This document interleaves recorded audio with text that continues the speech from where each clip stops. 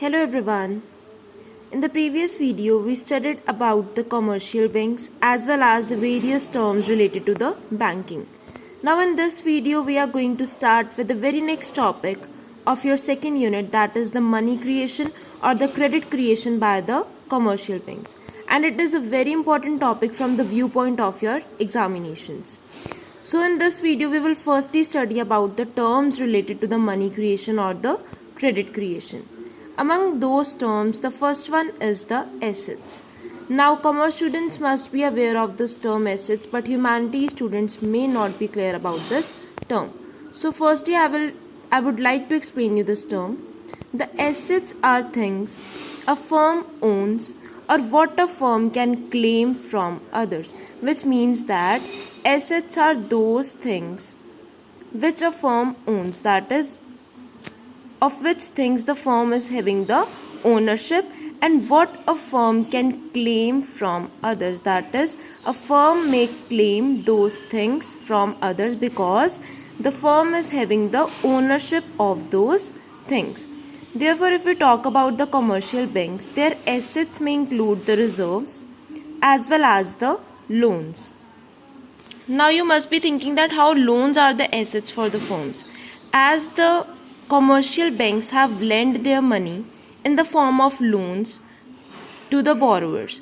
So in the coming time, they will take back that loan or they are owning the amount of that loan which will be given back by the borrowers to the commercial bank. Similarly, if we talk about the reserves, reserves are some percentage of the deposits which are kept by the commercial banks. So these reserves act as a cushion for the commercial banks in the time of emergency. So these are also the assets of the commercial banks. Therefore, assets of the commercial banks can be taken as reserves plus the loans given by them. The second term is the liabilities. Now, liabilities for any firm are its debts or what it owes to others. Now, for example, now I am a customer of the bank and I have deposited my money with the commercial bank.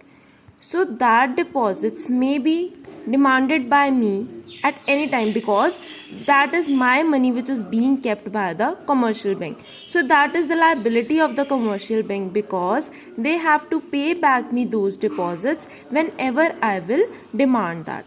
So those kind of debts are known as the liabilities because these debts are owed by commercial banks to the others, and others over here includes the depositors. We are studying this term on the basis of the commercial banks, that for commercial banks what are the assets and what are the liabilities. The assets of the commercial bank includes their reserves which may be kept as the cash reserves or as the vault cash, plus the loans given by them to the borrowers. And the loans come under the assets because they are provided back by the borrowers to the commercial banks. And if we talk about the liabilities are equal to the deposits which are kept by the depositors with the commercial banks, and those deposits will be known as the debts of the commercial bank. The next term is currency deposit ratio.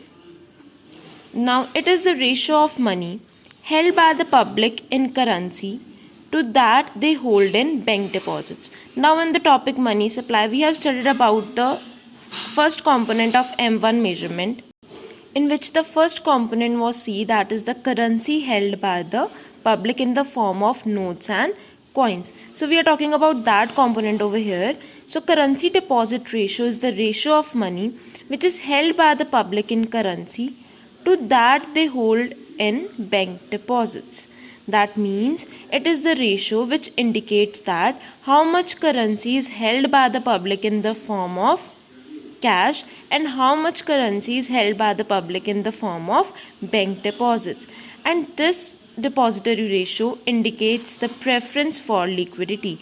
That is, what is the preference of the people, that what they prefer, either to keep the cash as the deposits or to keep the currency in hand. So this depository ratio basically indicates the liquidity of a certain individual, which will further help in the control of the money supply by the Reserve Bank of India. Now this ratio also affects the money creation capacity of the commercial banks, because if the people are preferring to keep cash as the reserves with themselves only, that is currency held by the people in their hand only, then that will lead to less deposits with the banks. And if the deposits are less with the banks, the money creation capacity of the commercial banks will also decrease. So therefore this is also very much important concept to be studied. Now next one is the reserve deposit ratio. Now it is the proportion of the total deposits which commercial banks keep as reserves. Now the commercial bank is required to keep some reserves with them, which are the guidelines given by the central bank. Now central bank, according to its monetary policy, will guide or will set a certain percentage of the deposits to be kept by the commercial banks as reserves with them. Now what is the motive of keeping these reserves? Now the percentage of these reserves is either increased or decreased to control the money supply in the country. Now this you will get to know about further when we will study the process of the credit creation. Now I have told you about what is vault cash. Now vault cash is the cash which is kept by the banks in the form of lockers or in their vaults. That is known as vault cash in banks. Plus the deposits of commercial banks with RBI. That is, the commercial banks also keep a certain amount of deposits with the RBI, which is known as CRR. That is cash reserve ratio, which is the percentage of the deposits which is kept by the commercial banks with the RBI. This was the reserve deposit ratio, and on this also the money creation or the credit creation capacity of the commercial banks depend. The next one is the legal reserve ratio. Now what is that? It is the minimum ratio of deposits legally required to be kept by banks as cash. That is, the commercial banks are legally obliged to keep a certain ratio of the deposits with themselves or with the RBI as cash, and it is generally fixed by the central bank of a country. That is, the percentage to be kept as the reserves is not decided by the commercial bank themselves. It is decided by the central bank of a country according to their monetary policy. As I already told you that central bank makes a policy known as monetary policy in order to control the money supply of a certain country, and in that monetary policy they set a certain percentage as the legal reserve ratio to be kept by the commercial banks either with themselves or with the Reserve Bank of a country. Now this legal reserve ratio has two main components. The first one is the cash reserve ratio, which is also known as CRR, and another one is the statutory liquidity ratio, which is also known as SLR. Now firstly we will study about the CRR. I am telling you again that these terms are very much important. If you are not clear with these terms, you will not be able to understand the process of credit creation. Therefore, it is a very much important concept to be studied right now. Now, cash reserve ratio, it is a part of LRR, that is legal reserve ratio, which is to be kept by banks with central bank. Now, let's say I am running a commercial bank and I have got the deposits of say 10,000 rupees. Now RBI has ordered all the commercial banks to keep 10% of CRR with them. Now what does that mean? 10% CRR means the deposits which I am having, the 10% of those deposits, that is equal to 1,000 rupees. I have to keep as reserves with me. I have to keep 1,000 rupees as reserves with the central bank, and those rest 9,000 rupees can be used by me for further money creation. So this is how the CRR or the cash reserve ratio works. it can be increased or decreased according to the requirement of the economy, and it is set by the central bank, that is in India, Reserve Bank of India sets this ratio. I hope this is clear to you that how it works.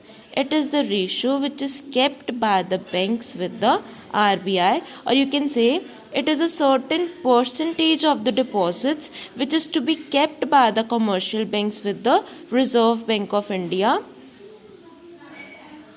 and it is a limit or constraint to credit creation process. As suppose this 10% is increased to 20%, that is, now the commercial banks have to keep rupees 2000 with the Reserve Bank of India, and they are only left with rupees 8000, which they can further use for their credit creation, which means that if the CRR is increased by the RBI, it will lead to the limit or constraint to the credit creation process, because the money which will be left out with the commercial banks will be less than the previous one. So this is how the CRR works. The next term is the statutory liquidity ratio, which is also one of the components of the LRR, that is legal reserve ratio. Now what is SLR? It is the part of LRR which is to be kept with the banks themselves as a fraction of their total deposits in the form of liquid assets. Now firstly you must know the difference between SLR and CRR. Now in CRR, the commercial banks need to keep a certain amount of reserves with the RBI.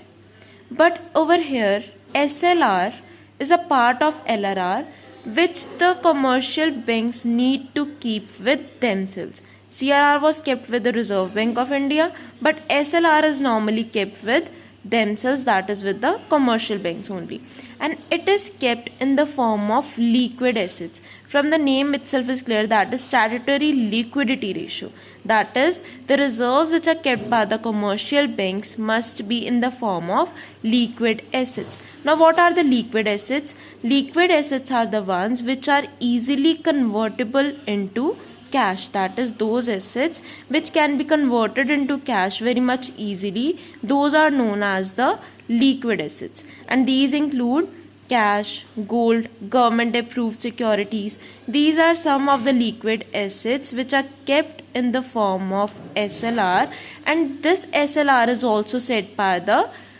Reserve Bank of India, which will indicate that how much percentage of the deposits are to be kept as SLR with the commercial banks themselves, and those reserves must be kept in the form of the liquid assets, which includes cash, gold, and government approved securities. For example, the commercial bank said that the Reserve Bank of India said that commercial banks need to keep 15% as the statutory liquidity ratio with themselves. Now how this 15% will be kept? Suppose the deposits of the commercial banks were, total deposits were, let's say 20,000. Now 15% of this 20,000, that is equal to 3,000. Now this 3,000 rupees must be kept with the commercial banks with themselves in the form of liquid assets, that is they may keep this 3,000 either as cash or in the form of gold or in the form of some government approved securities. Now these securities are those securities which are backed up by the government authorities and can be easily sold in the financial market. So these are the liquid assets, and like this the SLR works. So CRR and SLR are the two components of the legal reserve ratio, and these ratios are set by the Reserve Bank of India, according to which the commercial banks have to work, and on the basis of these ratios they perform their credit creation function. Now there is a sample balance sheet of a commercial bank which indicates that how the assets and liabilities are recorded by the commercial banks. Now in the asset side, the reserves are there and the bank credit is there. That is, bank credit includes the loans given by them, as well as the investment made by them.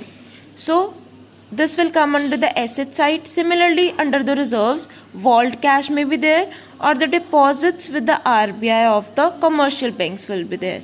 So assets include the reserves plus the bank credit. As we have studied in the term assets, that assets equal to reserves plus loans given. So over here also assets include the reserves, which may be in the form of vault cash or the deposits with RBI.